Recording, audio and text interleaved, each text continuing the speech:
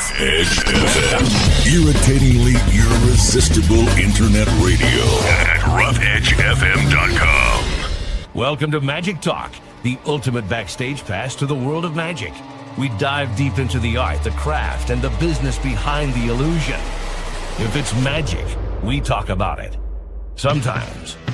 And now, your hosts, master of misdirection and dad jokes, magician James Lantine, purveyor of magical oddities and unpaid family labor, magic shop owner Joshua Lantine, and straight from a suspiciously nearby park bench, the one, the only, Gregory Alexander.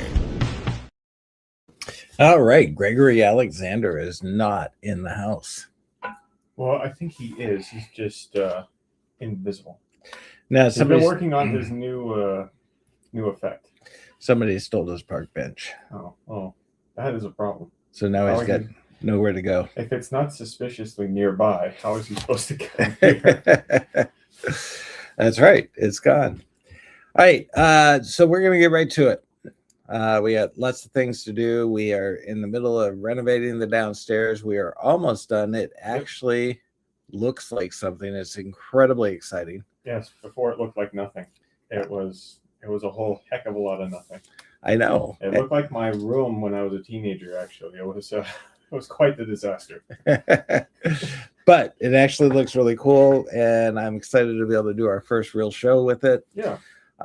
But we had our burrow on Sunday.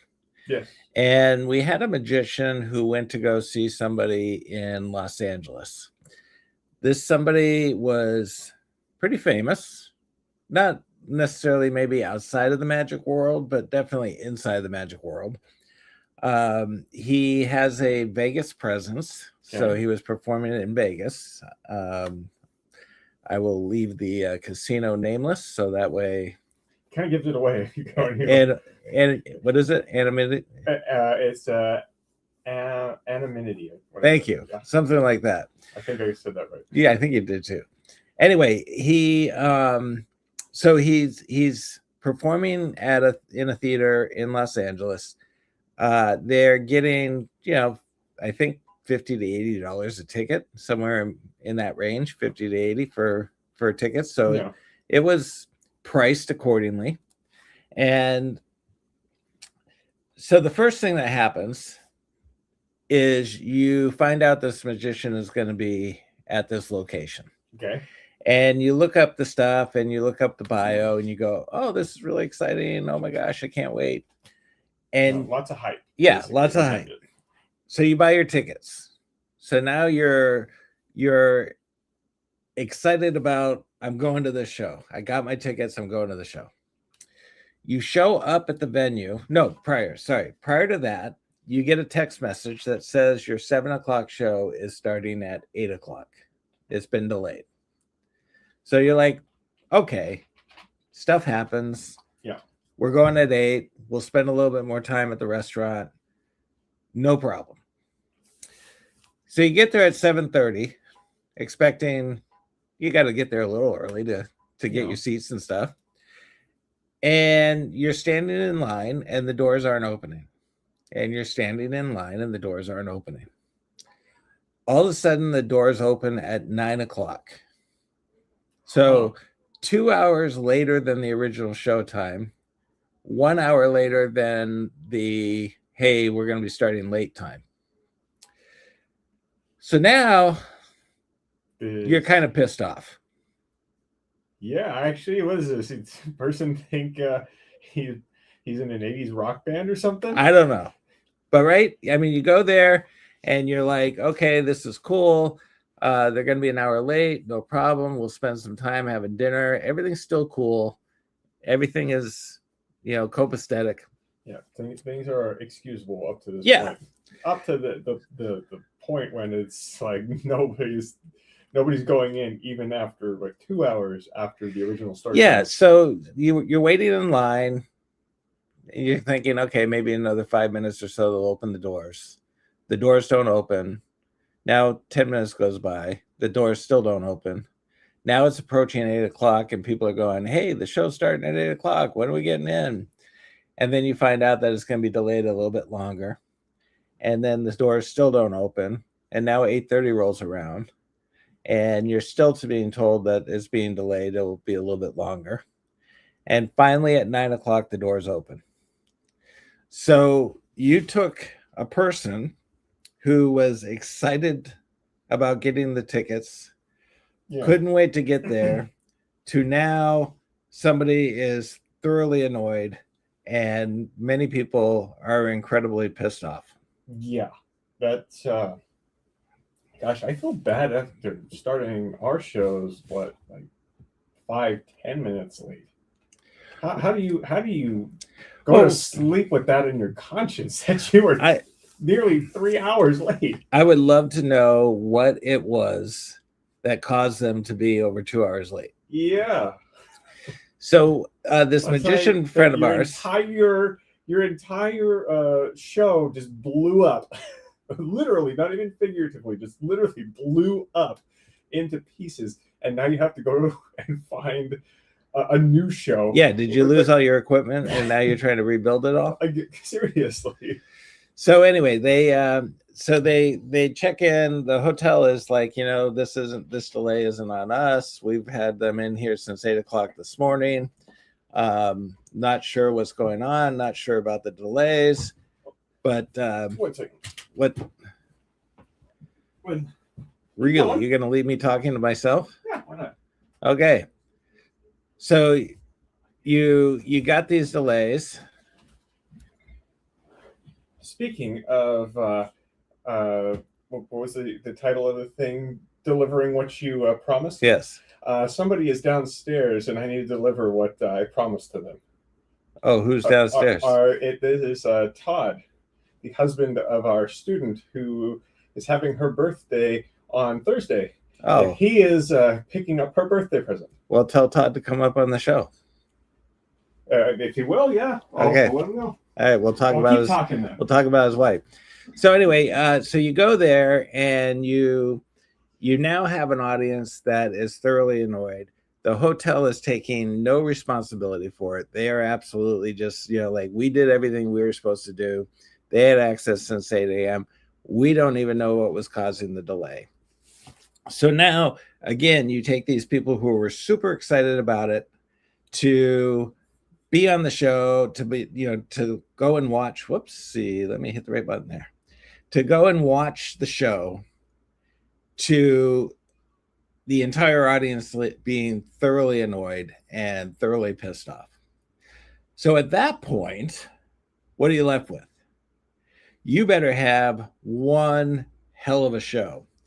The opening, the lighting, the sound, everything about it in that moment has to be so dynamic that it can rebuild the enthusiasm and the excitement about, hey, we have a guest. Yes, we do. So all that enthusiasm and all that excitement has to be built up to such a degree that the audience is going to get one back in. They're going, they're going to be like, okay, I get it. We'll go for it. We're forgiving now because it's so exciting, so dynamic.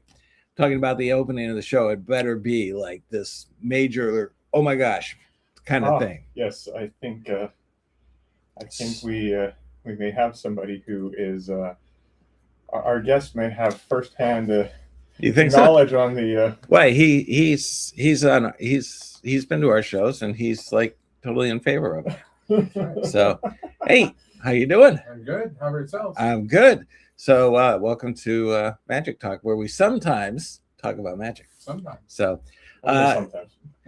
okay, as a husband of a budding magician, Yes. are you like thoroughly annoyed with all the magic effects now? No, I definitely enjoy it. I think that the biggest difference for me is I came in without really any desire to know how the tricks are done, but it's almost impossible to see the same trick 20 times in a row and not figure out, wait a minute, I see what happened. So you like the mystery. I'm one of those people who like, don't tell me. And if I can figure it out, I'm like, I hope I didn't. I Yeah. hope that's not the answer. Yeah, and it's- you never get confirmation, so you can live the rest of your life thinking, nah, I probably had it wrong. So, So all right. everyone, this is Todd. This is Heather's husband.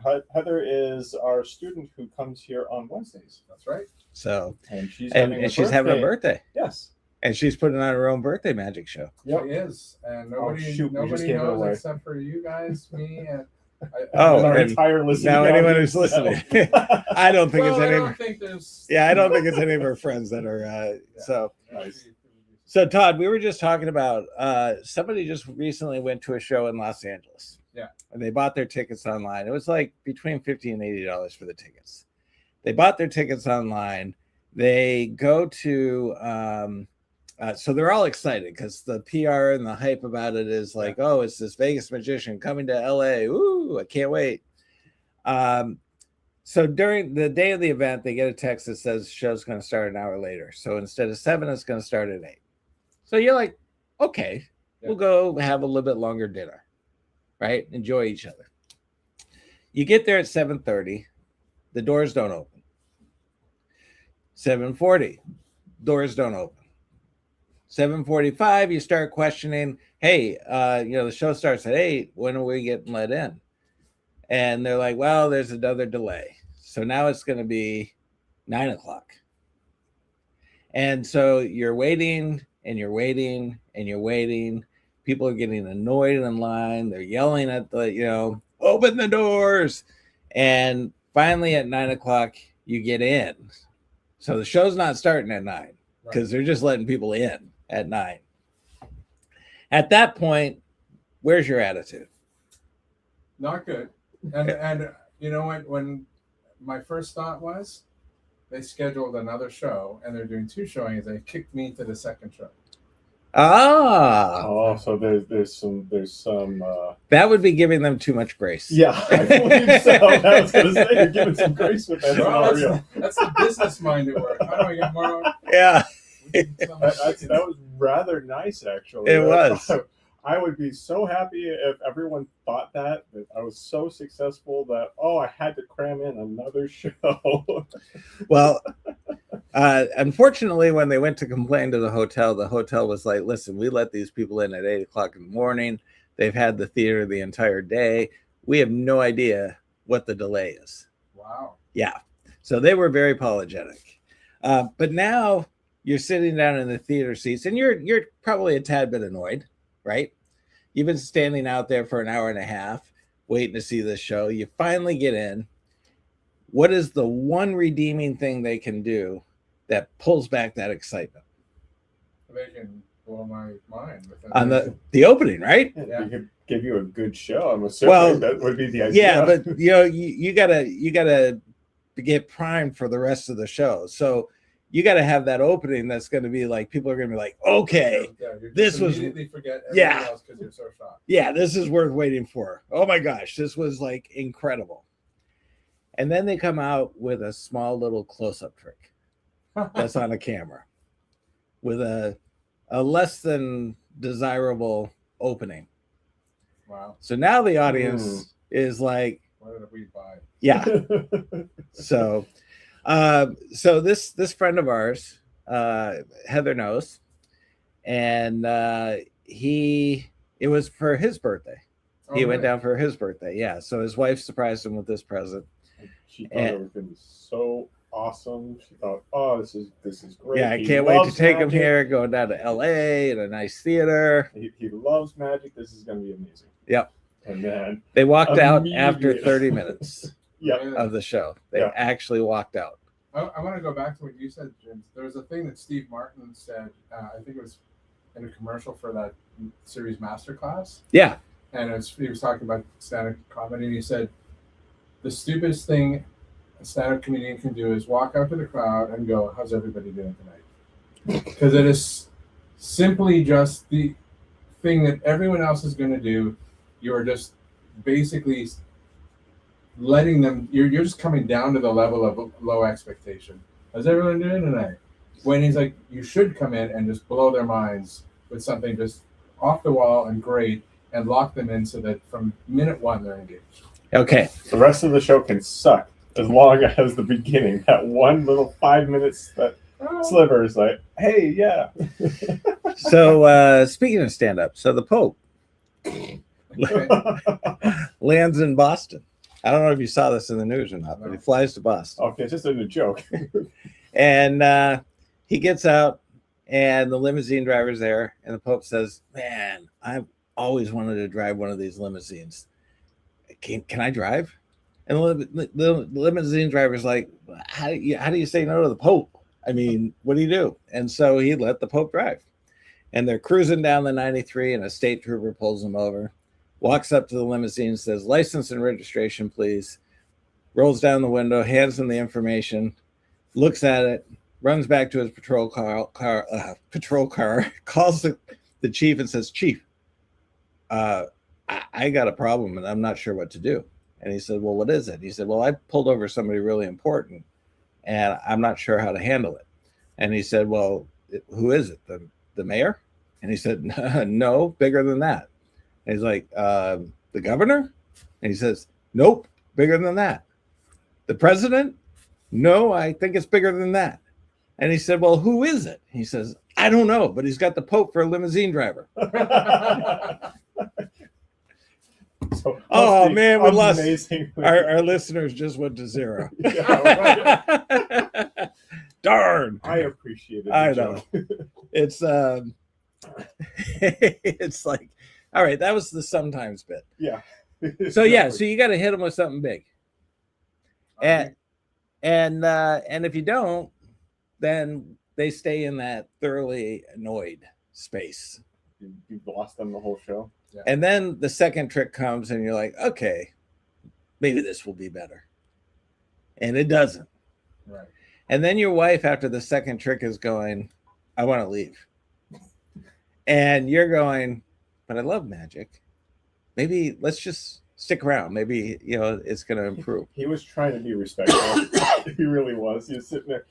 You got me this stuff. Let's ride it out and see what happens. And then he goes in to get to the through the second trick, go to the third trick, and he's like, yeah, let's go. Yeah. So after 30 minutes, they walk out. They go up to the hotel management, and the hotel manager gives them the money back. Yep. Wow. Yeah. Says, we're sorry. This is no reflection on us. Please don't let this be a judgment of our hotel. Here's your money. He will never work in this town again, basically. Something like that. He destroyed his reputation in that town. Dr. Pepper. Be a pepper. Wouldn't you like to be a pepper too? Today's sponsor. That's Yeah. yeah. So there is that did happen. Now Heather's not going to be like that. No. She's She's practicing and practicing and practicing. Yep. Well, first of all, Heather's not going to start late. No. No. And- And so fed everyone and bought them drinks. You know what? That's going to be even better. Get them liquored up, and then the magic is amazing. Oh, magic is always better. That's why the castle has so many bars in it. It's because the drunker your audience, the more amazing the magic is. Yeah. What I don't understand is why the hotel didn't just start liquoring them up in line. Yeah, no, right? Seriously. Because with a 2-hour delay, they're going to be sufficiently hammered. They're going to probably fall asleep and not even realize that they saw a bad show. Yeah. But so one of the okay. one of the things I try to remind people is it's one thing if you're going to see your neighborhood magician and it's at a birthday party or something like that. I mean, that's your expectations are you hope it's a good show, but it's not like you're sitting there going, I just paid $80 for this ticket, right, and I'm going to this major theater in Los Angeles, and oh my gosh, this is going to be so exciting. And you're going, was that the warm-up act? When's the real magician coming out? Is he? So it's one of the biggest mistakes I think as a performer is if with everybody now, everybody's got video editing capability, everybody's a photographer, everybody's this, that, and they create these unbelievable dynamic videos that are just like you watch it and you go, wow. but that's not their show. Right. Well, you know, and it's funny. So one of the things that I've really loved about Heather Learning Magic is because I also am a stage performer, but I do music. I play live music. Oh, okay. And what do you play? I play bass guitar in a Tool tribute band, and I play guitar in a Pantera tribute band. Oh, okay. Nice. So, you know, throughout our relationship, I've always had this sort of an experience that I, you know, like, well, the reason I have to practice so much, the reason we show up early, all these things that it's like, if you don't do it, you don't understand it. Right. And so now she's like, okay, now I see why you sit on the couch and play the same thing over and over and over. And over. I actually Till she's sick of it. Right. She can't wait till you stop playing. She Now- mostly tunes it out now. But Yeah, at oh, least- good. But now she's sort of like, oh, I see that. So that's been kind of the boon for me. It's like, The other why thing- are you shuffling those cards 40 times? The ropes, how many knots do you need to? Yeah. I know. Like it's the untying I got to get past. But you know, the storytelling and all the things that she works on that are not just part of the tricks. You know, she spends so much time scripting and re-scripting and Yeah. couple. I'm like, that's what I do, just different, and that part's been really cool. And then going back to what you said about the difference between quote unquote the neighborhood musician and the you know the top A list act. Okay, well I'm in a tribute band, so you come see me play. It's $10 Right. for a ticket. And you go see the band that I'm covering, and it's like $150. Right. $100 to see them. And so you do need like, okay, well, people could also just go to the bar where they don't charge money for the band to perform. So I need to do more than the free show. Right. Like the Kino doesn't charge cover charge. So how good is the band going to be? Okay, well, Right. Yeah, and it's kind of like you know, if the expectations are established, and you like for you said as you're a cover band, Yeah. So nobody's going to expect you to be as good as the real band, well, I'm in a tribute band. tribute band. So they do expect us to be, and that's where the difference is. A Yeah. cover band is a level where it's like we're jack of all trades, master of none. None of these songs are going to sound exactly like the real product. The tribute bands, like I'm wearing costumes, you know, like I wear. Oh, a wig, okay. Oh, so you he's know. like he's got to be the real deal then. I've got to look like. with But you enough still- liquor, it still feels like I was at the show. Yeah. But you still don't have to be quite as good as the real band. No, And if you end up being as good as a real band, then people are like, "Oh my god!" well, But if you're not 100% like the real band, they're like, "Yeah, it's a tribute band. Oh, they did a really great job. It was great. We loved it. We had Yeah. fun." I know that is the track a lot of bands actually take is to become so good at something that they actually, hey, we're just going to slip some of our own music in now. Or you Oh, like us so much, you're coming out watching us, why don't we play some of our songs and then you build a fan base. That's Yeah. not really my career trajectory. I'm beyond that. But a lot of bands do go through that trajectory. Okay. So, but for us, it's like, no, we really want to put on the kind of experience that you didn't pay $200 for, but you paid for it. And Right. so therefore you want to come see us. And what band do you tribute? Two of them. One is Tool. That's like a progressive metal band. And the other is Pantera, which is just metal. I don't- I know Pantera. I'm not familiar with Tool. He doesn't know any of them. I can see it on That's okay. He knows Aria Speedwagon. And you know. But there's a Toto. pretty big, Yeah, Toto. yeah. Well, that would be hard. There's a pretty big tribute scene.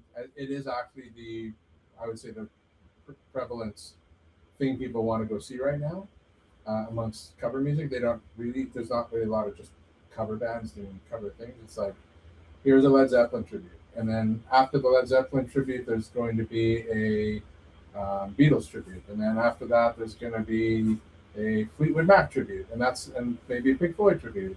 And that'll be like one night. And then another night will be something where it'll be all another genre. And then another night it might be like Taylor Swift and a Katy Perry tribute. And All right. Well, I got to ask. So if it's metal, you're putting on like a wig with long hair, for one of the bands I do that. and are you doing the? Jumping around. I practice with the wig on and jumping around to have that like perform it. That's what he did on live. I'm watching the footage of Wow. So like, that is the epitome of you walking down the street and you saying to somebody, "Oh yeah, I like do this head bobbing and jumping up," and they go, "No, don't buy it." And then Well, also have they the hair on right now. and then I know, and then also they see on the stage and they're going like, "Holy crap, that is not the Todd I know." that is often the response. I could definitely see I'm a that. rock star. No. They see you do it like, no, that's awesome. That's cool. But it's Really cool. you know, and it's going back to, you know, the Heather and the magic is it's getting in character. Yeah, So now the costume matters. Now, you know, how you brand yourself, what you're, you know, when you walk on stage, you own it the second you start. It's like in our projects, I'm in the same band with the singers in both bands, but the other two guys are different. We practice the songs like with no spaces in between, so that like the timing is like, okay, this is when you will talk to the crowd, and then this one, Yeah. the drummer immediately starts the next song. And we're You stripped out everything, basically. everything. It's a show. It's Yeah. not 12 songs that will, you know, like, oh, what's next, or what do you want to play now? Yeah. Yeah. bring out the iPad. Yeah. Yeah. and that is something that, you know, to varying degrees, bands do well and don't do well. And if you put in the work up front, the very first time you take the stage, people will be like, why are they playing here? They should be playing there. Yeah. And you continue to level up because you bring the best show you can bring the very first time you perform in front of them. That is remarkably similar to how we put together the magic stuff. Right. Not just and- go and pull out a trick after a trick after a trick after a trick, and then expect people to be amazed. They're going to be possibly impressed, but it's not going to be that next level like you were just talking about. Well, Where and it's when, everything's coherent. when we've gone to the castle and seen the people just like do the table takeovers where they just settle down Mm-hmm. and they're on a list and they put their name down and they'll like, I would say 80% of the time they're like, I'm not sure what trick to do next. And they're, you know, it is understandably it's a cycle of people and certain tricks need more time to set up than others, but you can tell that it's like, it's the lack of coherence is going to let people get up and leave. Mm-hmm. So it's They'll like, watch a couple, and then all of a sudden you start to see the room thin out. yeah, and you're like, okay, cool, because you haven't grabbed them and you don't own them the whole way Yeah. through. And if you, even though you know that people are going to cycle through, and even though you know you've got to, you know, you got to share the room, you do know how long you've got. Right. It's a 20-minute or whatever long window, and you could just, I'm going to own this as if it was my, you know, my close-up. There are a lot of magicians that will use that space as their like their not their practice space, but it's a little bit more than that. But they're Okay. just kind of like, oh, I got this new routine I want to work out. Let me try it out in front of these people. Yeah, it's a trial. And run. yeah, and it's Yeah. like the castle really shouldn't be necessarily that space. Yeah. You know, use something else. Go to the castle. Make sure that, you know, okay, I'm pretty sure I got this polished. I'm pretty sure I got now. Let's go and perform it at the castle. And I didn't get the response I was quite expecting. But at least it's something that you put together. It's polished and it's ready to go. You just want to try it in this high-end environment to see how it really flies. Yeah, you don't go there to practice. You go there to experiment with your new things. Right. Even though Fully rehearsed and Yes. ready to, Yeah. it's not like it's I'm still practicing this. It's like, okay, I've got this idea that is I want to see how it plays, and Mhm. this is what you do. And one of the recent magicians you have performed, Mirth. Yeah. He was one of the people that when he, you know, did even the side room thing, because the first time I saw him, he was in the close-up room. But after that, I knew him, and you know, he dressed fairly consistently with the Yes. and stuff like that. And so very good about getting himself into character. exactly. And so Yeah. when I saw him do again, I don't know what you call the rooms, but this sort of Impromptu. the impromptu rooms, he did a show. He Yeah. would do the show as if it was the whole a performance. Mhm. And I'm sure he was inserting, this is a new one I'm going to try and see how this one goes. But it's already part of a routine. Whereas Yeah. Right. a lot of impromptu, it's like, so what does everyone want want to see? A card trick or what? Yeah. And it's Right. like, it goes right back to like, hey, how's everyone doing today? Yeah, exactly. Yeah. Don't do And that. it's kind of the same thing. Like if somebody goes up to you and says, "Play me a song," Oh, I hate that. Right. Yeah. More than anything else. I'm like, yeah. And so it's the difference between playing a song or performing a set. Yeah. You know. Yeah, that's a good analogy. I'm still trying to picture the hair and the jumping to the bottom, but Threw him for a loop I'll there. send you a text. Nice. all right, well, that's going to wrap up our show. Wish Heather a happy birthday. I hope her show goes really well. And thanks for jumping in. Yeah. Now that I Actually, still understand very why. insightful, even though we were sometimes talking about magic. Yeah, well, See, Music's magical. when I said Josh, Right. go ask Todd if he wants to come on, I figured most people would be like, no, I don't want to do that. Oh, so you were But expecting now them to I was reject expecting, me? yeah, I totally was. But now that I find out that you're a musician and you perform, it's like, oh, okay, so he's got no problem sitting down in front of a mic. So, I was even looking at the myself. yeah.